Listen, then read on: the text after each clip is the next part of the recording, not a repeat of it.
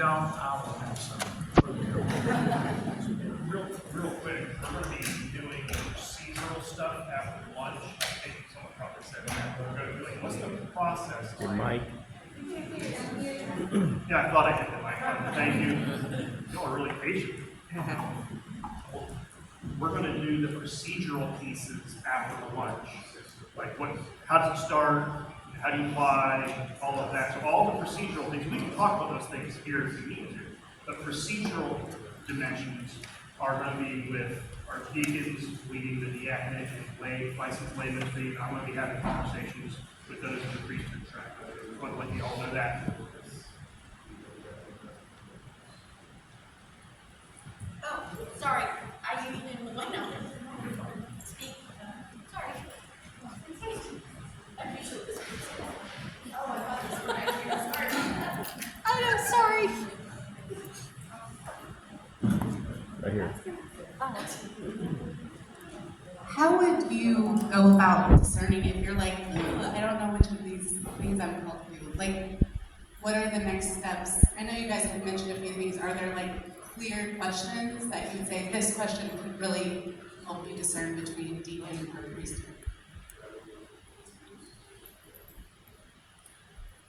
Okay, so as I mentioned, I sat here, sure that I was meant to be a priest, and God didn't firmly tell me that he was calling me to be a deacon until the end, right before my ordination, so I kept processing that, talking with my rector, talking with the spiritual advisor, talking with my family, asking people to pray.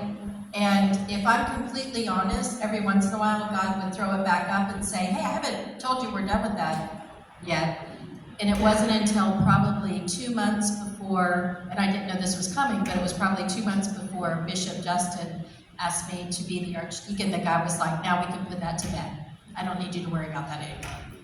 So as I said in my talk, I think we're always looking for that call. And I know that's not really the answer you were probably looking for, but I think that no matter where you are, you have to be open to what God is going to do at any moment, and you're ready to go with it. For me,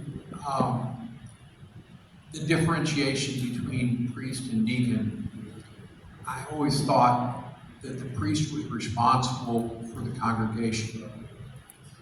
And my responsibility was to all those people outside the congregation and to bring that back to the church. And so for me, I can be freewheeling, if you will, and be out in the world. Okay?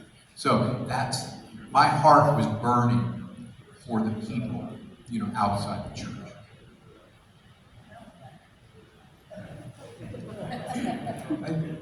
I think that there will probably be some folks in here that feel really strongly one way or the other on that. Then there's going to be folks in here that are unsure. And that's okay. There's actually steps in the process of discernment that help clarify that as you go forward. And you will be probably in this process asked about, so why this and not that? And it's a time for discerning what that answer is. So if you make application after this for the priesthood or the diaconate, it doesn't mean that it can't change. And I've been on the Commission on Ministry for 5-6 years now, and I've seen that happen every year. We don't need to have all four answer every one, but from my vantage point, you're pointing, this is not on, it says green. Okay. Can you hear me?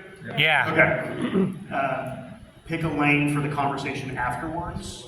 That's the start of it. But all the things they said, there are people in the room who were convinced diaconate. And we use the language of diaconate, not permanent diaconate. Diaconate's diaconate. The modifier is transitional diaconate. So who are the priests in the room who were thinking diaconate for the long haul? Kay and Roz in the back, and there are others. And so that's happened where they were serving as deacons in churches for years. And then when I think priesthood, it happens at our collective annual discernment retreat called Bacchum in March, even there, they come in saying, yeah, it happened this past year, and the entire COG said, we think priesthood. And so someone went to him and said, we think priesthood. And it was a question, it wasn't like you have to, it was just an invitation. So it's all along the way. And so going through the examination and what you just heard was very helpful, especially talking to rector, friends, spouses, all that.